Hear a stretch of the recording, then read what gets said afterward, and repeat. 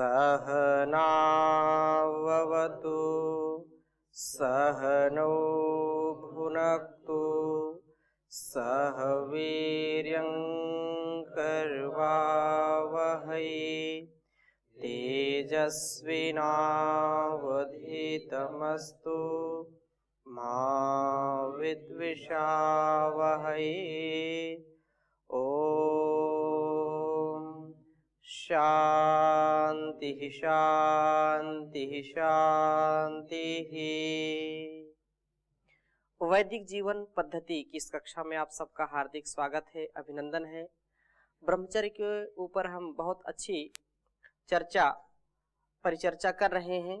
सुनने समझने से वो चीज हमारे व्यवहार में घटित होती है जिससे हमारा जीवन सफल होता है, और सबकी ये विशेष इच्छा होती है कि उसका जीवन स्वस्थ, समृद्ध और गौरवशाली हो।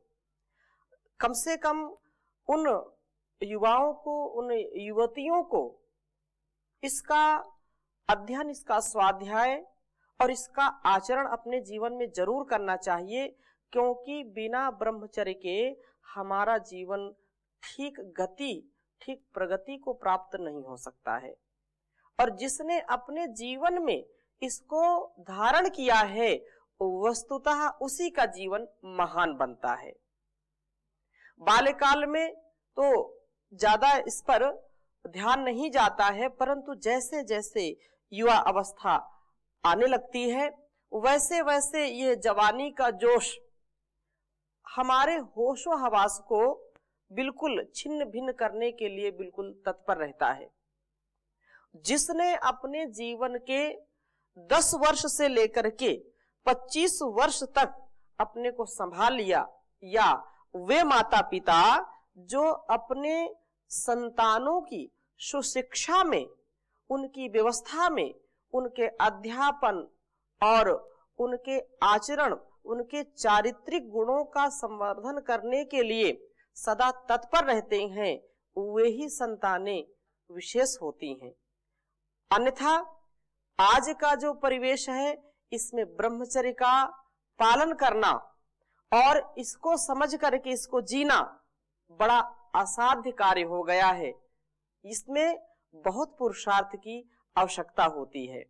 तो हमने विगत कक्षाओं में चर्चा की थी। आप में से किसी का कोई पीछे का प्रश्न हो तो पूछ सकते हैं, नहीं तो आगे चर्चा हम बढ़ाएं। तो आज से हम एक नया स्वाध्याय करेंगे ब्रह्मचर्य के ऊपर। बहुत ही उत्तम व्याख्यान दिया है इस पर गुरुकुल कांगड़ी, जो महर्षि देव दयानंद की विशेष भक्त स्वामी श्रद्धानंद जी ने जिसकी स्थापना की, और उसके बड़े तेजस्वी स्नातक आचार्य अभय देव जी, आचार्य स्वामी अभय देव जी भी लिखते हैं, परंतु आचार्य अभय देव जी के नाम से ज्यादा प्रसिद्ध हैं। और वे जो है इस गुरुकुल कांगड़ी में इतने वर्ष पढ़ करके, इस वेद विद्या को जान करके 2-4 पुस्तकें विशेष लिखी हैं, जिनको आर्य जगत में विशेष माना जाता है। और हमने भी योगग्राम में रह करके उनकी पुस्तकों का स्वाध्याय किया, और परम पूज्य स्वामी जी महाराज ने भी कई बार व्याख्यानों में उनकी पुस्तकों का जो है उल्लेख किया कि वो भी जब गुरुकुल में रहते थे तो उन्होंने ब्रह्मचर्य गीत पुस्तक पढ़ी परम पूज्य स्वामी जी महाराज ने। तो यह ब्रह्मचारियों के लिए विशेष है, गुरुकुल में पढ़ने वालों के लिए विशेष है। यद्यपि उन्होंने और भी पुस्तकें लिखी हैं, जिनमें से जो वेद के उपदेश नाम से भी पुस्तक एक है, और मुख्य पुस्तक जिसका हमने स्वाध्याय किया वो है वैदिक विनय। वैदिक विनय जो एक मंत्र रोज के हिसाब से, वो एक मंत्र हम रोज पढ़ते रहें और उसको जीवन में उतारने का प्रयास करें, इसलिए स्वाध्याय की दृष्टि से बहुत अच्छी इन्होंने पुस्तक बनाई, वैदिक विनय। और जब ब्रह्मचर्य की बात आती है तो ब्रह्मचर्य गीत नाम से जो इन्होंने पुस्तक बनाई, जो अथर्ववेद के ब्रह्मचर्य सूक्त का बहुत ही जीवंत उदाहरण सहित उसकी बहुत ही सुगम्य, बोधगम्य, सरल परिभाषाओं के साथ इसकी व्याख्या की है। तो हम उसका स्वाध्याय करेंगे। बहुत ही विद्वान थे ये, और वैदिक विनय, ब्राह्मण की गौ, और वैदिक ब्रह्मचर्य गीत, वैदिक उपदेश माला तथा तरंगित हृदय आदि इनकी विशेष पुस्तकें हैं।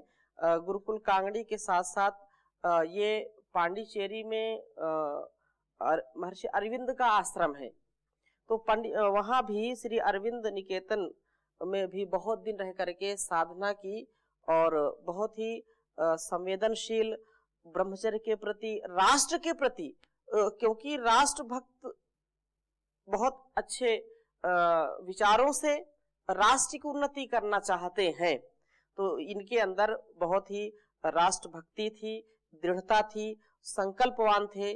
और स्वामी श्रद्धानंद जी के विशेष प्रिय शिष्यों में एक थे आचार्य अभयदेव जी। तो उन्होंने ये जो गीत, वैदिक ब्रह्मचर्य गीत पुस्तक बनाई, तो इसका हम स्वाध्याय करेंगे आज। केवल मैं इस विषय पर चर्चा करूंगा कि वास्तव में ब्रह्मचर्य का जो दीवानापन है, क्योंकि ब्रह्मचर्य के दीवानों के विषय में जो दृष्टि आपने लिखी है बहुत ही उत्तम है, और आप लिख रहे हैं वैदिक ब्रह्मचर्य गीत की भूमिका में कि ब्रह्मचर्य के दीवानों के प्रति जो मनुष्य कभी ब्रह्मचर्य के पीछे दीवाना नहीं है, उसने मेरी समझ में ब्रह्मचर्य को पूर्ण रूप से अच्छी तरह देखा या समझा नहीं है। क्योंकि एक बार इसका रसपान करने के बाद व्यक्ति इससे कभी भटक नहीं सकता है।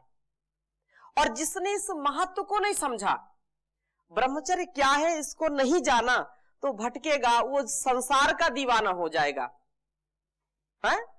वो संसार का दीवाना हो जाएगा। संसार के दीवानेपन में व्यक्ति का जीवन आसार हो जाता है। इस आसार संसार की जो गति है, यदि उस गति में अपनी उसने जो है चाहना की, तो उसकी दुर्गति हो जाती है। आप गीत अनेक प्रकार के सुनते हैं, मैं दीवाना हूं, परवाना हूं, है?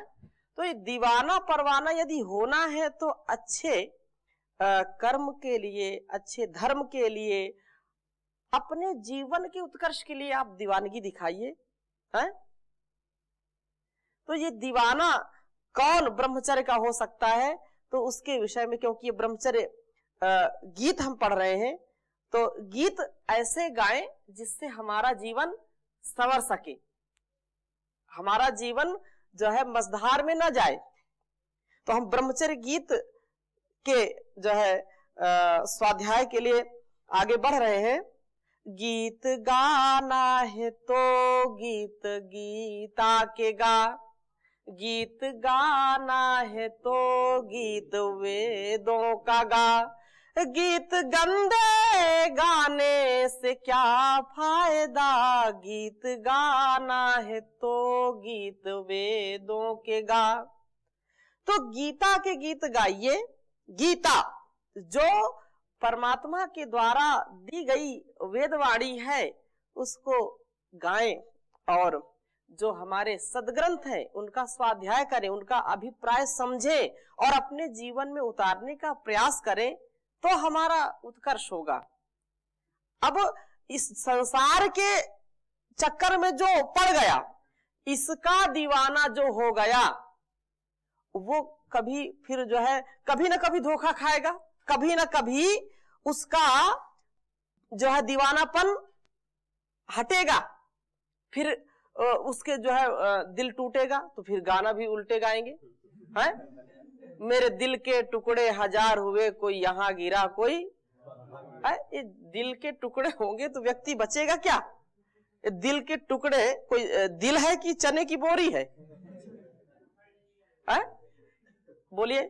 तो इस संसार का जो आकर्षण है, उस आकर्षण से बचने का एक ही उपाय है स्वाध्याय, सद्ग्रंथों का, सत्संग का, महापुरुषों का, सद्विवेक का हम आचरण करें। संगत अच्छी होनी चाहिए। जब वो कुसंग में जाएंगे तो निसंदेह हमारे अंदर वासनाएं आएंगी, हमारे अंदर जो है विषयों का अंबार जो लगा हुआ है, पहाड़ जो लगा हुआ है, वो और धीरे धीरे बढ़ेगा। इसलिए सज्जनों की संगति में रहना ये सबसे बड़ी घुट्टी है, सबसे बड़ी दवा है? संगत कर अच्छे लोगों की, दवा मिल जाएगी सभी रोगों की। जीवन को अपने चमन कर ले, रोज थोड़ा थोड़ा हरि का भजन कर ले, रोज थोड़ा थोड़ा हरि का भजन कर ले। तो हरि का भजन कौन करेगा? जो इसका दीवाना होगा, हरि का दीवाना होगा, ब्रह्म का दीवाना होगा। ऐसी दीवानगी जो एक बार बस चढ़ गई तो जीवन भर उतरे ना। ये जो है ब्रह्मचर्य ऐसी ही मनमोहिनी, आगे कह रहे हैं, लिख रहे भूमिका में, ब्रह्मचर्य ऐसी ही मनमोहिनी वस्तु है, पर फिर भी दुनिया में आज ब्रह्मचर्य के दीवाने बहुत थोड़े हैं। क्यों?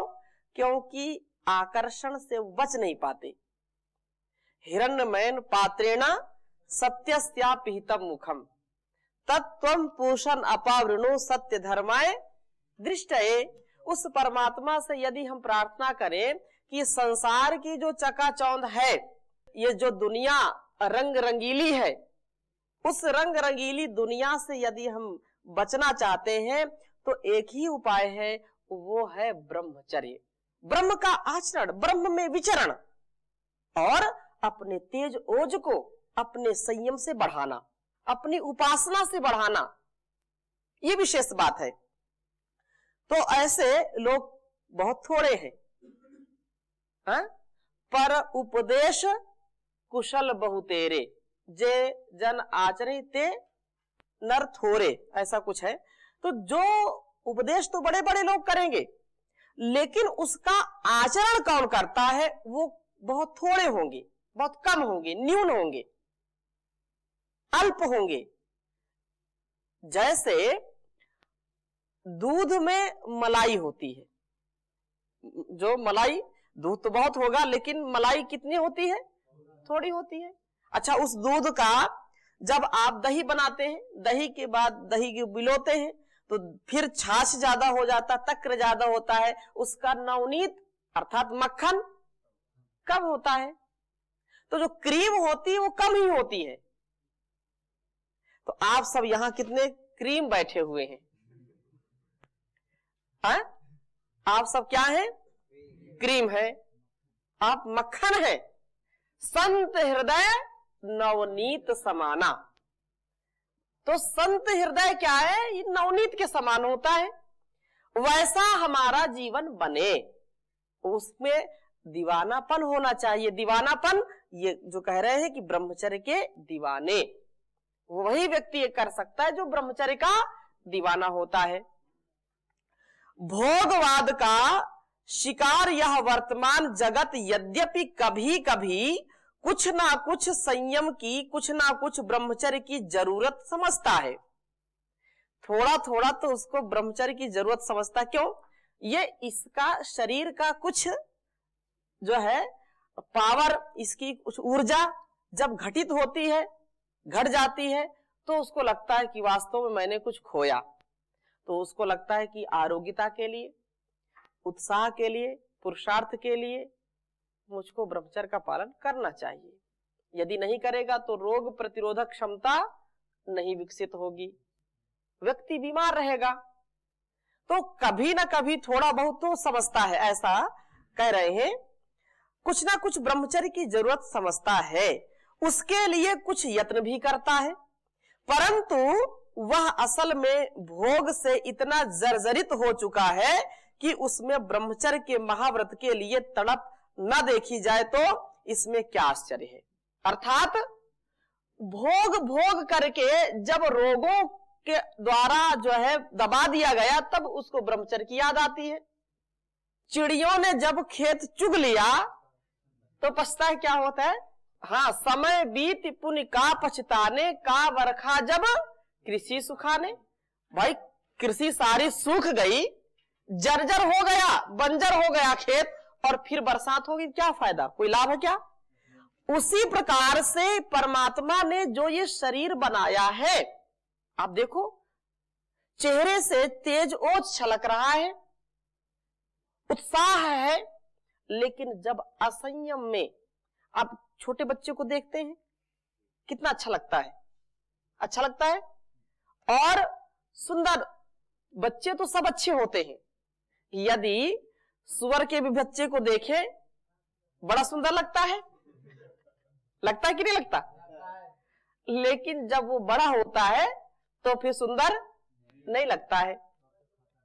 तो चाहे सुअर हो, बकरी हो, गाय हो, भैंस हो, हाथी हो, कुछ भी हो, जब बच्चा छोटा होता है अच्छा लगता है, और थोड़ा सा विकसित होता है तो और अच्छा लगता है। लेकिन जैसे जैसे उसमें समझ आती जाती है और उसको यदि सत्संग नहीं मिला, उसको संयम नहीं मिला, तो उसका तेज ओज क्या होता है? क्षीण होने लगता है। ऐसा होता है ना? तो जब शरीर को जर्जरित कर दिया, उसके बाद यदि ब्रह्मचर्य की याद आई तो फिर इसमें किसी का क्या दोष? किसी का कोई दोष नहीं है। इसलिए जब जागो तभी सवेरा, आज से, अभी से हम ब्रह्मचर्य के दीवाने हो जाएं। वे युवक युवतियां जो वास्तव में इस जीवन को अच्छा समझना चाहते हैं, अच्छा समझते हैं, इस जीवन को महान बनाना चाहते हैं, उनके अंदर ब्रह्मचर्य का आधान होना ही चाहिए, तभी जीवन का जो है सदुपयोग हो सकता है। परंतु असल में भोग से इतना जर्जरित हो चुका है कि उसमें ब्रह्मचर्य के महाव्रत के लिए तड़प न देखी जाए तो इसमें क्या आश्चर्य। किंतु जगत में आज ब्रह्मचर्य के दीवाने थोड़े हो या बहुत, पर गुरुकुल ने तो ब्रह्मचर्य का ही गीत गाना है। क्यों? क्योंकि यहां और कोई फसाना नहीं है, न फंसना है न फसाना है, जीवन को अच्छा बनाना है, ब्रह्मचर्य के गीत गाना है। तो ये संसार का उत्कृष्ट कारखाना है। संसार का क्या है? उत्कृष्ट कारखाना है, जहां पर जो है सामान से ज्यादा इंसान बनाए जाते हैं। भाई सामान किस लिए बनते हैं? इंसान के लिए। लेकिन इंसान को बनाने का काम कौन करता है? वो गुरुकुल करता है। वो कैसे करता है? ब्रह्मचर्य का दीवाना बना देता है। तो ये बात विशेष कह रहे हैं कि ब्रह्मचर्य के गीत गाना है, संसार को यही संदेश सुनाना है, वही यही गा सकता है, यही सुना सकता है, कोई सुने या ना सुने, हमको तो यही गीत गाना है। जैसे परम पूज्य स्वामी जी ने अपने जीवन से इस जगत को प्रकाशित और प्रभावित किया।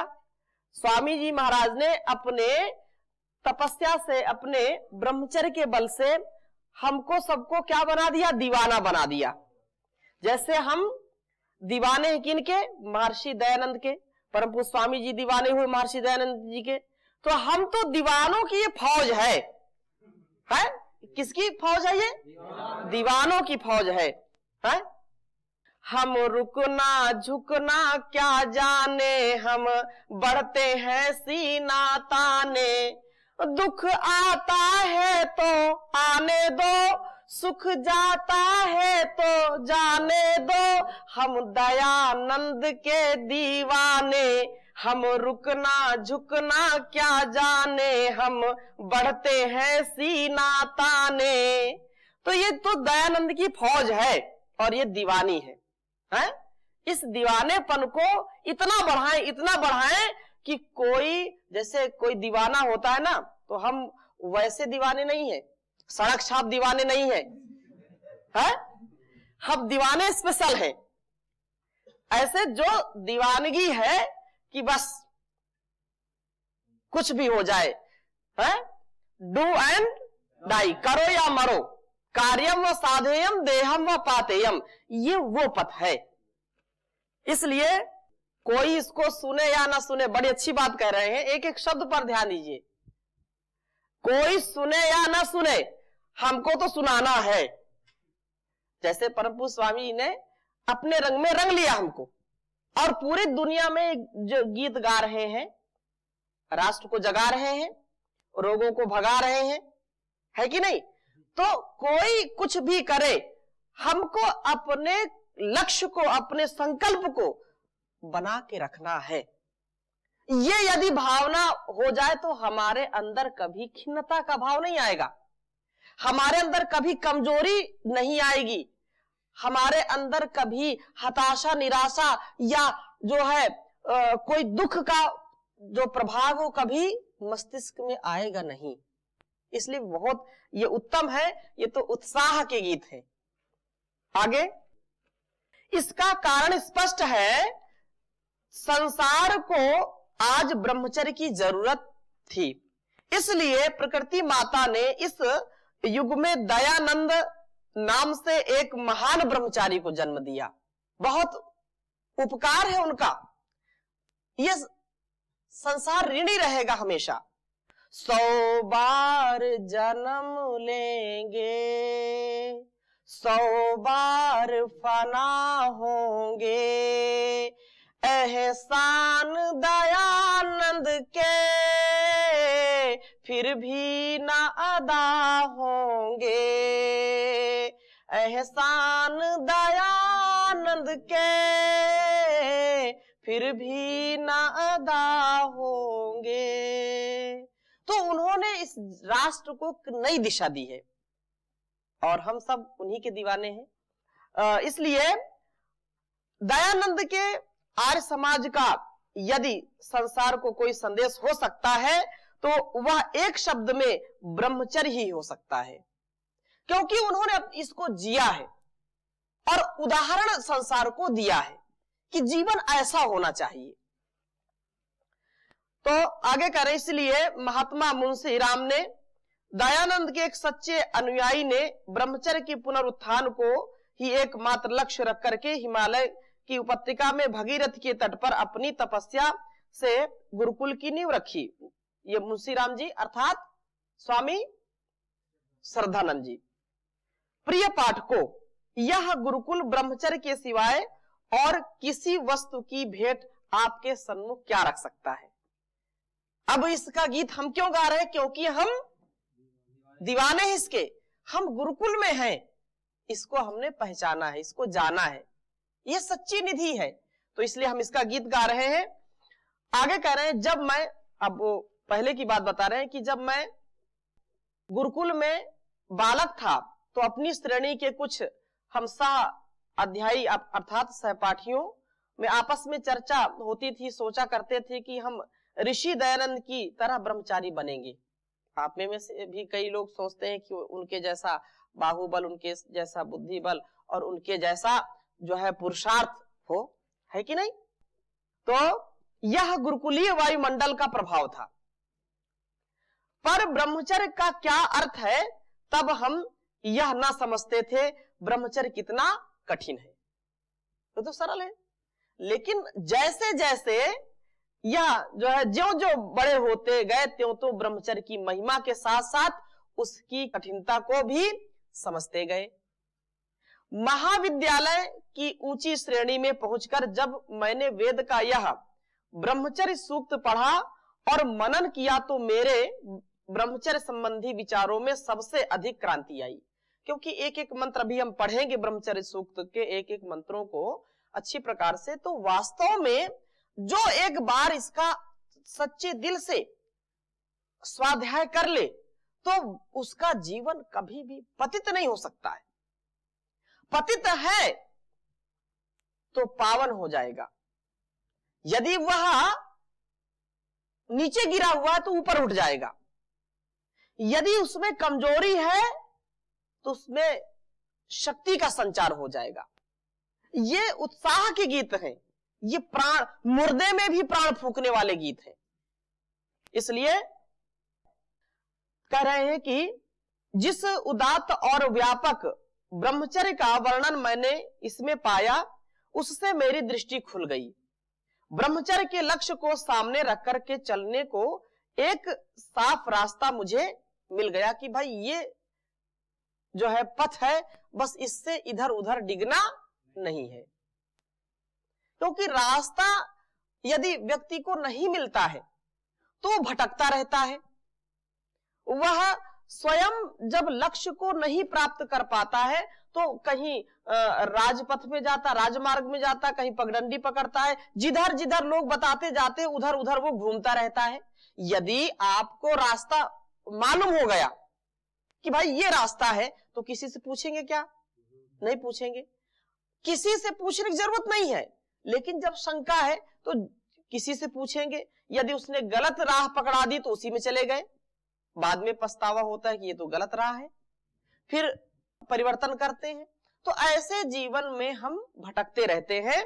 तो बहुत उत्तम बात कह रहे हैं कि इस सूक्त के अध्ययन से जो सबसे बड़ा प्रभाव मुझ पर पड़ा वह यह था कि दुनिया में मैं जो यह सुनता रहता था कि सर्वथा अखंड ब्रह्मचर्य असंभव है, वह मेरा भ्रम हट गया।